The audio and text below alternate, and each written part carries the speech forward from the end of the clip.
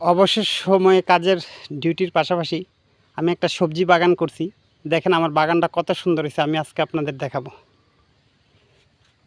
এইটা হচ্ছে লাল শাক লাগাইছি, দেখেন লাল শাকগুলো কত সুন্দর করে হয়েছে, অনেক সুন্দর লাল শাকগুলো।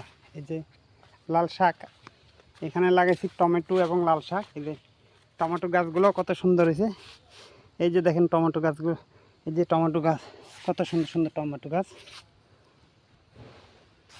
এই যে টমেটো গাছ, টমেটো বাগান করছে, এটা টমেটো। এই যে টমেটো ধরছে, এই যে মরিচ খাত, এটা পুরাটা মরিচ ক্ষেত। এই যে সম্পূর্ণটা মরিচ ক্ষেত, দেখেন মরিচে ফুল আসছে। এবং এই পাশে আছে আমার বেগুন ক্ষেত, অনেক সুন্দর বেগুন ক্ষেতগুলো দেখছেন কত সুন্দর। কিছুদিন আগে একটা ভিডিও দিয়েছিলাম, দেখাইছিলাম আপনাদের, তখন মাত্র চারা রোপণ করছি। এখন দেখেন আপনারা যাদের জমি আছে তারা আপনাদের কর্মের পাশাপাশি এই সবজি বাগান করবেন, চাষ করবেন, অনেক সুন্দর লাগবে।